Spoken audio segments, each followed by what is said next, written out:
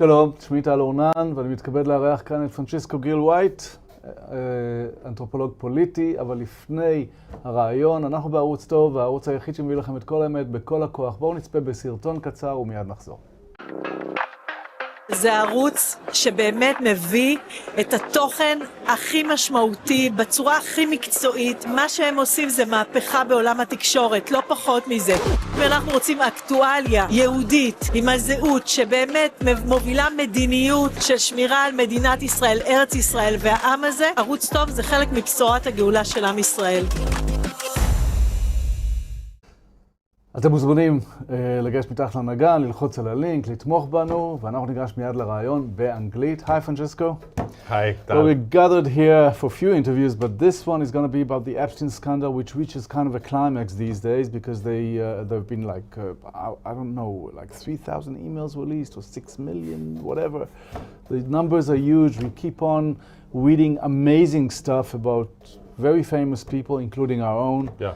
And we're wondering, what's it all about? Mm-hmm.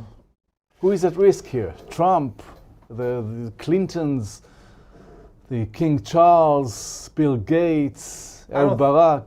What's going on here? I don't think any of them are at risk. So to give you a sense for why I believe that, consider that in the 1970s, so this is 1977, okay. It became public that the U.S. government, the U.S. military, had been spraying millions of U.S. citizens with experimental bioweapons. Really? You never heard about it? No. Nobody went to jail for it.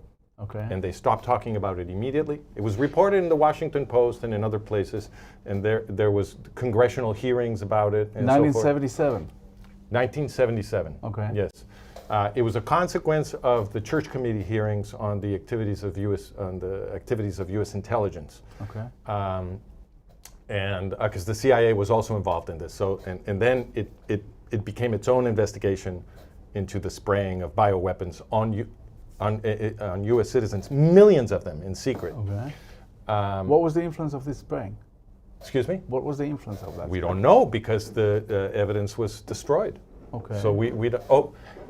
Well, no, forgive me. The evidence was destroyed for MK Ultra, but can you really hide that thing? How can you hide this? If you can act in secret, you can also claim. You're talking about millions of citizens. It's not something. Oh, I see. You're saying, do we have evidence that they were harmed? Yeah. Yes, I think a lot of people have made the case that many people were harmed. For example, there is an argument that Lyme disease in the United States, which is a relatively new disease, was a consequence of these programs. So and Lyme disease has hurt many people, right? So that adheres with the 2030 agenda, whatever? Excuse me? There was this whole story about the 2030 agenda. I have no idea. Okay. I don't know anything about that. But spraying the skies today, all those conspiracies? No, I don't. This is not the chemtrails conspiracy. Yeah, I understand. No. But there are all these kinds of conspiracies that usually we we deal with them as conspiracies. This is a documented historical fact okay. that became a congressional investigation in the United States. Okay. An official congressional investigation. It was reported in the Washington Post. Can you go back and find the reports? Sure, I have an article about this on my website, and I give all of the documentation. Leonard S. Cole, professor at Rutgers, wrote an entire book about this, which is called Clouds of Secrecy, where he documents this, and he also documents that this is ongoing. They never stopped. They've kept on doing this. Yeah. Okay. So anyway, the point of telling you about that is that nobody went to jail. Okay. So this is a crime against humanity. It's the kind of crime that doctors hanged for at Nuremberg, right? But when the U.S. bosses do it, nobody goes to jail. Nobody was even tried. Okay, that's one case. Okay. Another case, Iran-Contra. Okay. Billions of dollars a year sent in secret by the Reagan administration. In weapons. In weapons, yeah, okay. In weapons, thank you.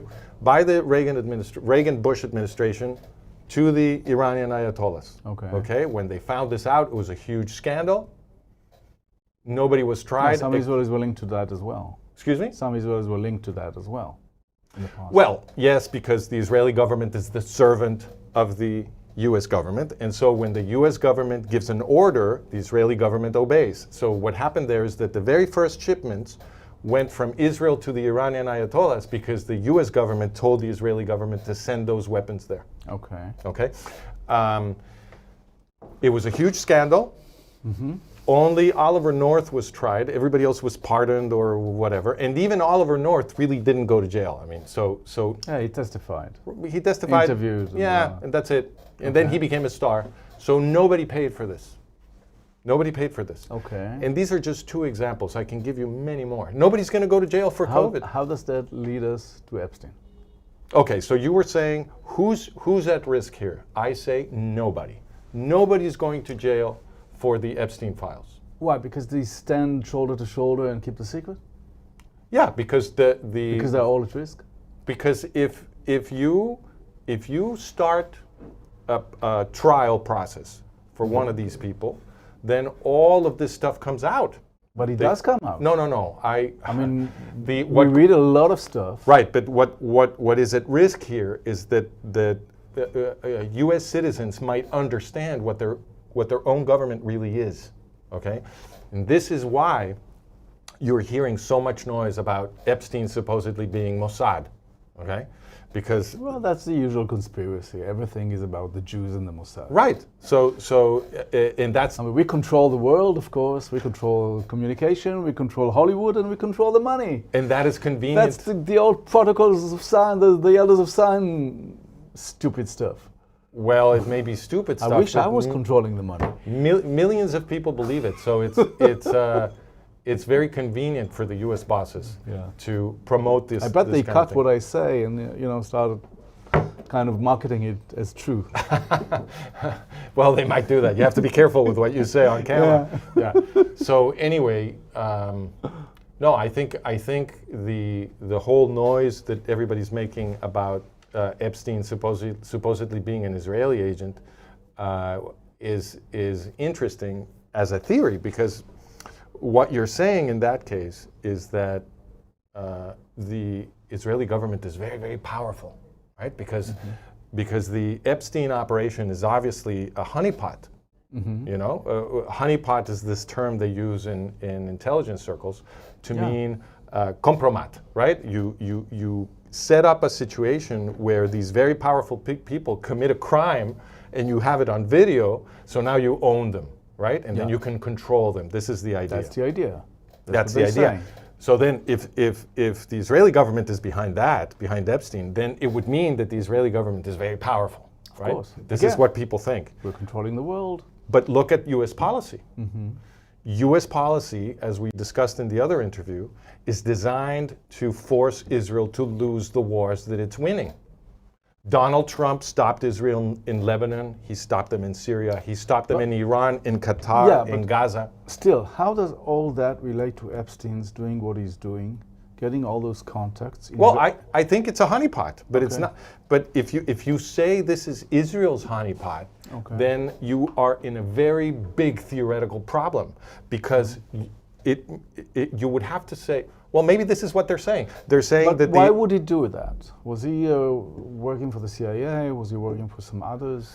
Well, so let's consider the two different the two possibilities on the table that I think people are considering. One is CIA. The other one is Mossad. Yeah. If you say it's Mossad, it could be both. It could be both, no, right? From my experience, it could be both. Okay, so if it could be doubled. If you let's explore them. So if you say it's Mossad, then what you are saying basically is that the Israeli government is a treasonous government. Mm-hmm. Because if the Israeli government is that powerful, what they are producing is U.S. policy that is designed to support. But I tend to think it's not the Mossad. I mean, seriously, it was a kind of let a me joke. I'm just trying but to. But he does invest in. Give me 2 minutes. 2 minutes, because I'm trying to explore the implications of the theories. I'm not defending them. Yeah. Just exploring. So if you say that Epstein is a Mossad operation, what that implies is that the Israeli government is a treasonous government, because if it's that powerful, what it's producing is U.S. policy that is designed to destroy Israel.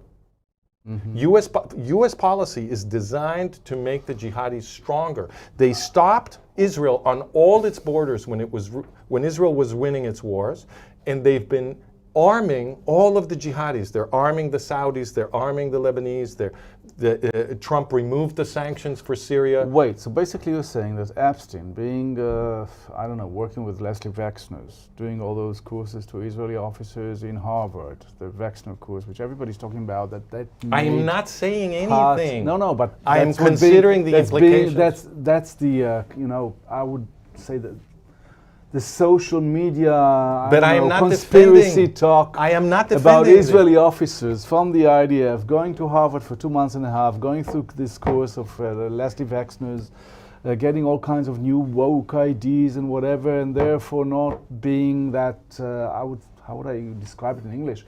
I don't know, wanting to win wars or kill the enemy, but becoming kind of becoming unpatriotic. Yeah. So that's the implication of that theory.